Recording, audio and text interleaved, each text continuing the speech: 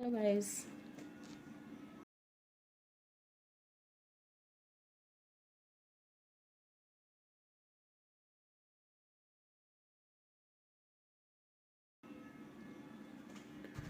This video ये है struggling days पर, मतलब वो दिन जिसमें आप बहुत ज़्यादा स्ट्रगल करते हो। मेरे बेबीज़ बहुत छोटे छोटे हैं और मेरा वर्किंग स्टेशन बहुत दूर है। कई बार ट्रांसफ़र की ट्राई भी की, लेकिन शायद जिसकी पॉलिटिकल बैक नहीं होती ना, उसकी कोई नहीं सुनता है। तो निकाले काफ़ी टाइम। जब मैं इस स्कूल में आई थी तो मेरा बेटा 8 हफ्ते का मेरे पेट में था। वो प्रेगनेंसी टाइम भी निकाला यहाँ पे। और अब मेरी बेटी 3 साल की है, बेटा 5 साल का हो गया। तो इस तरीके का बहुत टफ टाइम होता है मदर का, जब उसके पास छोटे छोटे बेबीज़ हों, फैमिली का सपोर्ट ना हो, हस्बैंड दूर जॉब करते हो, जो कि महीने में 1 या 2 चक्कर घर का लगाते हो, आपके पास पूरी फैमिली भी है, जॉब भी है और छोटे छोटे बेबीज़ भी हैं। और दूसरी चीज़, आप एक ऐसे इन्वायरमेंट में रहते हो जहाँ पे आपको लगता है कि आप बिल्कुल अकेले हो, अलग थलग हो। मैंने अपने पिछले वीडियो में बताया था कि लव मैरिज है, तो लव मैरिज की वजह से शायद मुझे लगता खुश थे परिवार वाले या कुछ, मुझे प्रॉब्लम हुई बहुत ज़्यादा फैमिली में भी। इवन बेबीज़ देखने के लिए भी मुझे कोई नहीं मिला। कभी बुआ की बेटी लाई, कभी कोई और लाया, मतलब कभी जेठानी को बोला, मतलब बहुत बुरा टाइम निकाला मैंने। बट आज मेरे बच्चे भी धीरे धीरे बड़े हो रहे हैं, थोड़ी सी 1-2 साल के और कसर है, बच्चे भी बड़े हो जाएंगे। इस टाइम मुझे कुछ भी नहीं आता था, अब मैं स्कूटी वगैरह सीख गई हूँ, तो लेट भी हो जाऊँ घर से 10-15 मिनट ऊपर भी हो जाए तो मैं अपने सही टाइम पे वर्क स्टेशन पहुँच सकती हूँ। नहीं तो क्या होता था, 5 मिनट घर से लेट तो आगे बस लेट, तो फिर उसके बाद जहाँ से हमने गाड़ी लगाई हुई थी वो लोग वेट नहीं करते थे। फिर एक ही ऑप्शन होता था कि छुट्टी। फिर आप घर से निकले हो आधे रास्ते से, फिर आप वापस आ रहे हो, ये जचती नहीं चीज़। नमस्कार सर, कितना लेट हुआ? वक्त निकल जाता है, प्रॉब्लम वाले दिन भी कट जाएंगे, सदा नहीं रहेगा। मेरी फ्रेंड है सरोज मैम, वो बोलते हैं मैम आपको देख के हम इंस्पायर्ड होते हैं, आप टूट जाओगे तो हम क्या करेंगे। तो मैं ऐसे लोगों के लिए टूटना नहीं चाहती, ताकि मुझे देख देख के बूस्ट अप हो, इंस्पायर्ड हो। वो बोलते हैं मैम मुझे कि मैम हाथी निकल गया है, बस अब पूंछ रह गई है, बस वो भी निकल ही जाएगी। तो भगवान की दया से, और शायद मेरे संस्कार ऐसे थे कि कभी झुकना नहीं सिखाया, हर सिचुएशन को मतलब बोल्डली फेस किया। तो आज उस डिप्रेशन और उस एंग्जाइटी वाले इन्वायरमेंट से भी निकल पाई। और आज मेरा मन बहुत स्ट्रांग है, शरीर चाहे स्ट्रांग नहीं है, ऑपरेशन वाले लोग हैं, बार बार सर्जरी कर करके शरीर ख़त्म है, बैक पेन होती है, कभी टांगे नहीं लगती हैं, लेकिन हिम्मत है अंदर कि उठते हैं, हम करते हैं कुछ, डरती नहीं हूँ मैं किसी से। नमस्कार मैम, पहुंची हूँ। मेरे एक फ्रेंड आ गए थे इसलिए पॉज करना पड़ा वीडियो। तो मैं आप लेडीज़ को ये बात बोल रही थी कि जब एक औरत माँ बनती है ना, असली स्ट्रगल वहाँ से शुरू हो जाता है।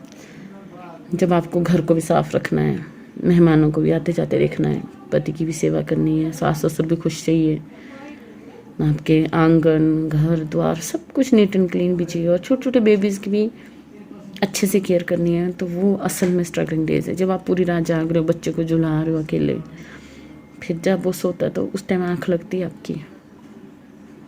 और कई बार हम ऐसा सोचते हैं कि मेरा बच्चा अब सो जाए तो मैं कुछ काम करूं, जब मेरे बेबीज बिल्कुल छोटे छोटे थे ना, तो मैं सोचती थी कि बस आधा घंटा कोई मेरे बच्चे पकड़ ले तो मैं सारा काम कर लूँ फटाफट स्पीड में, क्योंकि जब वो सोए होते ना, सीटी तक नहीं लगा सकते आप कुकर की, ऐसा डर जाते हो। इतना मुश्किल होता था जब वो सोए, तो सीटी कब लगानी, दालें कब पकानी, कोई खाना बनाना है, तो मतलब बड़ा टिपिकल जैसा हो जाता है। मेरी बेटी तो अभी भी अगर सीटी आ जाए ना, तो बोलती मम्मा बन बन बन, ऐसे चिल्लाने लग जाती हैं। तो बहुत सारी चीज़ों का एडजस्टमेंट करना पड़ता है। कई बार तो ऐसा होता है बच्चा, मेरे बेटे ने बहुत तंग किया, एक बार उसको फीवर हो जाए, 8-8 दिन उसके बुखार नहीं उतरते थे, फिर कितना मुश्किल हो जाता है। कॉन्ट्रैक्ट पे आप खुद जॉब कर रहे हो, आपको छुट्टियाँ नहीं है, ना कॉपरेट करते हैं आपको कोई, बहुत बुरा टाइम होता है वो। और उस टाइम जिसने आपकी हेल्प की हो ना, वो एक एक आदमी याद रहता है, चाहे छोटी सी भी आपके सपोर्ट में 2 लाइनें भी बोली होंगी ना, तो वो भी आपको लगेगा कि देख, मेरे को जब सब ऐसा बोल रहे थे तो मैम ने ऐसा बोला था। यहाँ पे जब मैं आई ना, तो पुष्पा मैम थे एक, अब रिटायर हो गए वो मेरे को डांटते बहुत थे, अपने बच्चे की तरह डांटना भी, समझाना भी। फिर क्योंकि स्कूल कॉलेज से निकले, नई नई शादी, परिवार में ऐसा माहौल मिला, गुस्सैल भी मैं काफ़ी थी, गुस्सा भी आ जाता छोटी छोटी बातों पे, फिर मैं बोल भी देती थी। फिर उन्होंने बोला बेटा नहीं बोलना, ऐसे नहीं करना था, ऐसा करना। फिर कई जगह गलत होता था जब मेरे साथ, तो बोल भी आते थे हेड्स को कि सर आप गलत कर रहे हो, आपका क्या जा रहा है, उसकी छुट्टियाँ उसको दो। इवन ऐसा हुआ कि 3 साल कॉन्ट्रैक्ट के टाइम हमें स्पेशली मिलती थी 5, हमें स्पेशली तक नहीं दी गई। रीज़न पूछने पे भी नहीं सेटिस्फाइड किया है ने। मैंने नोटिफिकेशंस भी लाई कि specially is a type of leave and treated as a casual leave, किसी पर्पज़ के लिए कैसे भी ली जा सकती है। उसके बाद भी सेटिस्फाइड नहीं हुए, पर मुझे नहीं दी उन्होंने। फिर मैंने ज़्यादा बहस बसाई नहीं की, क्योंकि एसोसिएशंस होती हैं, ये होती हैं, एक एप्लीकेशन आप लगाएंगे, फिर मुद्दे इतने उठ जाते हैं, फिर बोलेंगे पता नहीं वो खुद कैसी हो नहीं, मतलब कई लोगों की छवि ऐसी होती है कि वो तो बड़ा शरीफ है, बड़ा शरीफ है, बहुत अच्छा है, तो फिर लगता होगा कि नहीं हमारे साथ तो ऐसा कभी नहीं किया, उसके साथ पता नहीं क्यों कर रहा है। अब क्यों कर रहा है उसकी वजह तो उसको ही पता होगी कि वो मुझे क्यों टीज़ कर रहा है, क्यों कर रहा है, उसकी ईगो हर्ट हो रही है, या कोई किसी के पता नहीं क्या बात है, आई डोंट नो। बट मेरे साथ वो अच्छे नहीं थे, बहुत टॉर्चर किया उन्होंने मेंटली मुझे। और यही वो डिप्रेशन वाला टाइम था, मेरा बेबी नहीं था, और उसका जब मैं यहाँ आई तो बहुत बहुत ज़्यादा हरास हुई। बच्चा हुआ तो प्रीमेच्योर था, बड़ी मुश्किल से बचाया वो भी मैंने। बीमार रहता था बहुत ज़्यादा, क्योंकि इम्यूनिटी नहीं होती है। मशीन फोटोथेरेपी मेरा वो 1 महीना पूरा बहुत मुश्किल से उसको मैंने सरवाइव करवाया है। तो वो क्या होता था, अब लोगों के पास छोड़ के आना, हल्का सा भी कोई स्टरलाइज नहीं हुई कॉली चम्मच या कुछ ऊपर नीचे हो गया ना खाने पीने का, या कुछ भी बद परहेज़ी हो गई, तो बस वो हफ्ते 8-8 9-9 दिन ना अति करा देता था मेरी, खाना पीना सब कुछ छूट जाना उसका। अब मैं ब्रेस्ट फीड कर रही हूँ उसको,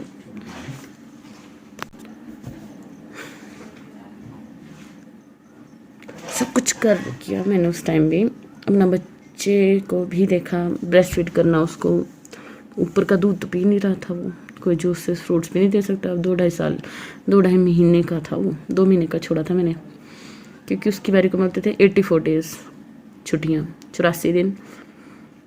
फिर उसके बाद 135 डेज़ हुए, उस दौरान मैं मैटरनिटी पे थी। चाहते तो हेड्स एक्सटेंशन मिल सकती थी मुझे, क्योंकि मैं ड्यूरिंग मैटरनिटी थी उस दौरान जब 135 डेज़ की नोटिफिकेशन आई थी, बट उन्होंने नहीं की एक्सटेंड और मुझे ज्वाइन करना पड़ा। और सर्जरी के बाद एक तो रेस्टलेस, क्योंकि बेबी भी देखना, अपना भी ऑपरेशन हुआ है। फिर स्टेशन इतना गंदा था ना, ऐसा स्टीप पहाड़ था, यहाँ से उतरते थे हम ऐसे पैदल नीचे, बिल्कुल खड़ा पहाड़ नाले तक, तो मेरी टांगें ऐसे कांपती थी, मुझे लगता था शायद मैं ज़िंदगी में चल नहीं पाऊँगी, मुझे पता नहीं क्या हो गया है। मुझे सारे बोलते थे लड़की तो बड़ा रिस्क ले रही है, सिजेरियन वाले इतनी जल्दी चलना काम करना बहुत मुश्किल होता है। कई पैरालाइज्ड हो गए, कईयों को डिस्क की प्रॉब्लम आई है, मैंने खुद देखा है कईयों को। बट कुछ नहीं कह सकते। जब वो पेट में था ना तब भी मुझे बेड रेस्ट था, और मुझे 90% अबॉर्शन के लिए थ्रेटनिंग भी थी। 1-1.5 महीना मैं विदाउट पे भी रही। कुछ मैं छुट्टियों में एडजस्ट करके ऐसे 1.5-2 महीने निकाल दिए थे मैंने। फिर विदाउट पे भी बैठ के मुझे यहाँ से भी थ्रेटनिंग शुरू हो गई थी कि आपकी सर्विस ब्रेक ऐसा वैसा, एक्सटेंशन नहीं मिलनी थी उस टाइम मुझे। मतलब बहुत ज़्यादा सफ़र किया मैंने। उस टाइम को याद करती हूँ ना तो मैं सोचती हूँ मैं नौकरी छोड़ने वाली थी। फिर मुझे वही पुष्पा मैम जो है उन्होंने मुझे बोला, बेटा आज तो जॉब छोड़ देगी, उसके बाद क्या करेगी? जब तेरा 1-2 साल का बच्चा हो जाएगा फिर फ्री हो जाएगी, बच्चे हो जाएंगे बोले तो पता नहीं चलेगा टाइम कैसे निकलेगा। और मैं रिज़ाइन करने के लिए लेटर लिखा हुआ था, सब कुछ किया हुआ था। फिर सोचा मैंने उस दिन, पूरा दिन सोचते रही कि सही बोल रहे हैं।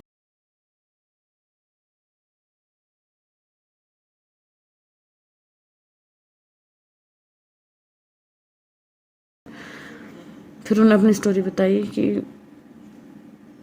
वो ऐसी जगह जाते थे कि बच्चे पीठ में डालने, बर्फ होने लगी हुई, चले बच्चे को पीठ।